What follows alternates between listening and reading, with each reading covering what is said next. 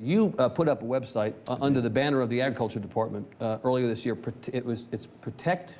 The website is protectyourtexasborder.com. That's it. Right, and this is a website where various people impacted by the problem of illegal immigration, the problem on the border, can share their stories. Let me correct you there. It's really not a problem of illegal immigration. Right. It is a problem. Well, these are illegal people crossing the border and causing your ranchers problems. And what it is our landowners on our Texas border are being terrorized, and I use that term very pointedly, because they're being terrorized. They're being chased off their own property. Right. I was approached by landowners who were just being victimized by these drug cartel members that are becoming more bold and more brazen in everything that they do over and over again. We have one sugar mill left in Texas, and they sent their crews out to harvest their cane, to burn their fields, and their testimony is that 4 people drove up in black military-type uniforms on 4-wheelers and ordered them off their own property. And story after story like this surfaced.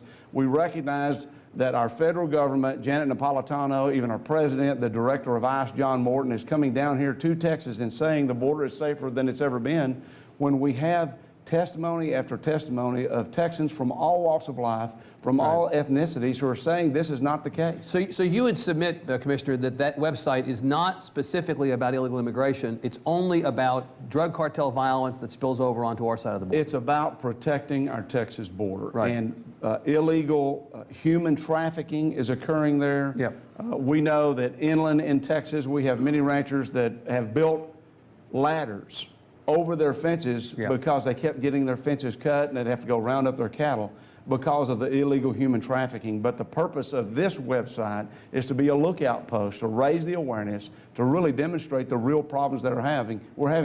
But why under the auspices of the Agriculture Commissioner?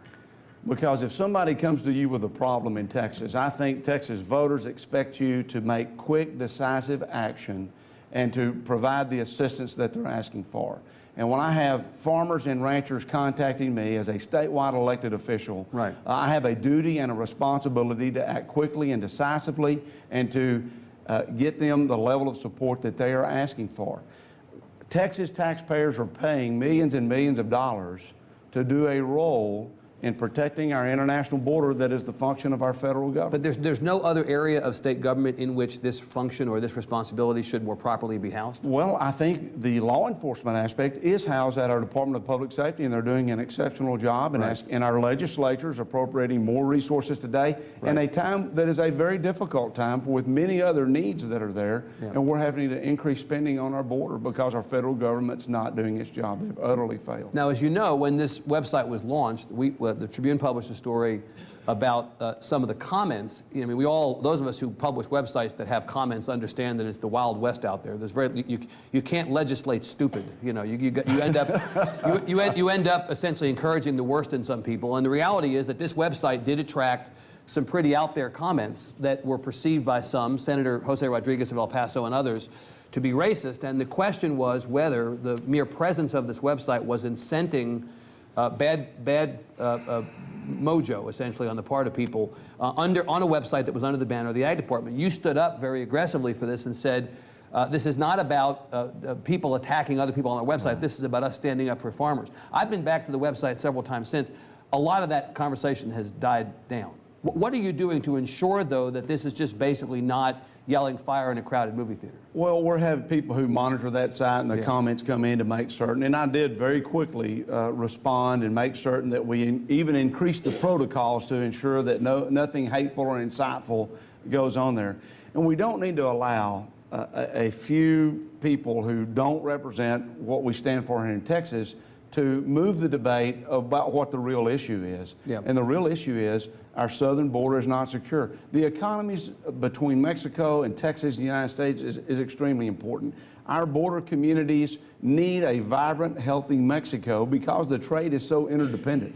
As Commissioner of Agriculture, I took a strong stand in wanting to have our cross-border trucking program where we can have free trade that has been such a boon for Texas. And I've not shied away from that at all, but we don't need to confuse the issues about what they're about. I wish those that have been critical Yeah. would be so strong in joining with me in a bipartisan way, asking for more help. And I'm very proud that our legislature is doing that right now through Senate Concurrent Resolution 36 by Senator Williams, Senate Bill 9, in a bipartisan way and bipartisan support. We're seeing our legislature move in a direction that we need to go.